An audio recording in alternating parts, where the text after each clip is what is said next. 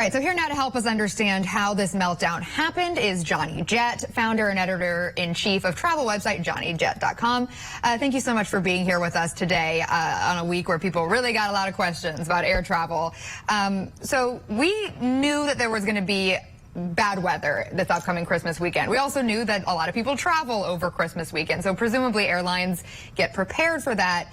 But something that I think a lot of people don't realize about Southwest is that they use a bit of a different network than other airlines. They use their point-to-point network for flying versus the hub and spoke system that a lot of airlines like Delta use, for instance. Can you talk to us about why these cancellations really just rolled out post-Christmas once the weather had kind of calmed down?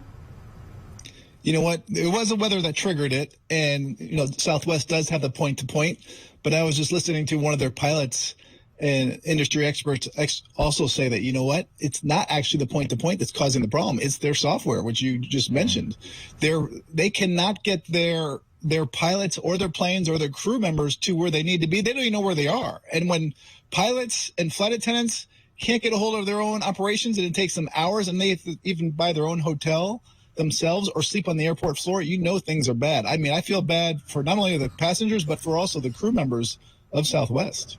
Yeah, and thank you for pointing that out, because this isn't just about the flying public. It is about those poor people in baggage claim. It's about the clerks at the counter who are catching hell every second from irate customers who just want to get home or get to wherever they're going. You know, it is amazing. That's my number one tip, by the way, is always be genuinely kind to everybody, but especially airline employees, because they can make or break your trip.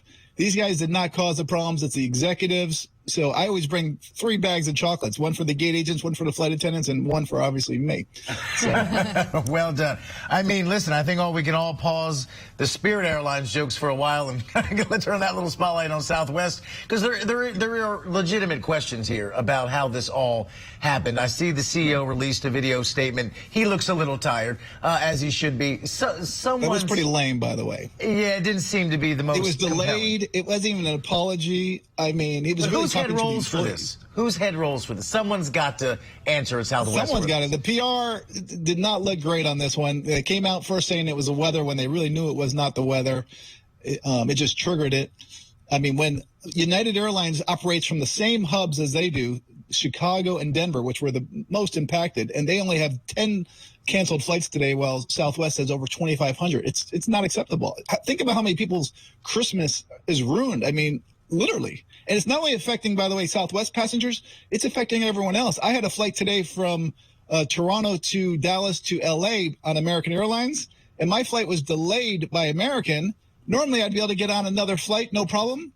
I can't get on another flight for 7 days at least. Wow. So all the Southwest passengers are going to the other airlines, so there's no wiggle room. Yeah. If you miss your connection, you're going to be stuck for days. So what do you recommend people do when they're in that situation? Because, you know, yelling at a gate agent, it's not going to solve anything. Sitting in the airport's not going to solve anything. What kind of plan should people make? And then in turn, how do they deal with getting reimbursed? How should they kind of plan out the next few days and weeks?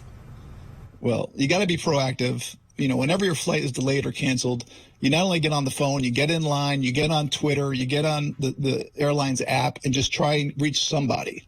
And then, or go into the airline club if they have one. Southwest Airlines does not, so that's out. But for other airlines, you can do that. Also, for future, you could do the nuclear travel hack, which I like to call, which is buy another airline ticket on another airline for 3 hours after your original ticket. And that way, if your flight gets canceled or delayed, you can just take the other ticket. If your original flight goes out, you can just cancel it before that flight departs and get your full credit, or at least a travel credit. And, but yeah, you got to be proactive. And right now, you can't even get a car rental in most places. Trains are sold out. But you just try and carpool, find people if you really need to be somewhere. And I would not wait around for Southwest. Southwest, it's going to take at least a week for them to get back. And I think it's going to be even more. Wow, a week to get back. And let me come back to your earlier point, because I'm just kind of blown away that, again, this not being a weather issue, this was Southwest can't find its people thing. And I just don't know how that is possible. Just walk me through that again. That's new to me, too, by the way. I've been hearing that their software for their crew members is antiquated, and it's so outdated that they don't even know where their crew members are. And so they're trying to. There was just a system failure, and they need to. And when these guys are trying to call in, the flight crew trying to call in, they can't even get a hold of their supervisors or operations team, and it's a mess. Literally, I mean, it's really a mess. A week to get it all together, which means it spills into New Year's, so people have had maybe 2 holidays. At least a week. Right, at least a week. Wow. Well, let's just give a moment before we let you go, Johnny. Let's give a real shout out to the unsung heroes of the travel season. The airport bartender. Let's just all show a little love for those people. They're making money. They're making money this week. Oh, yeah. Good tips.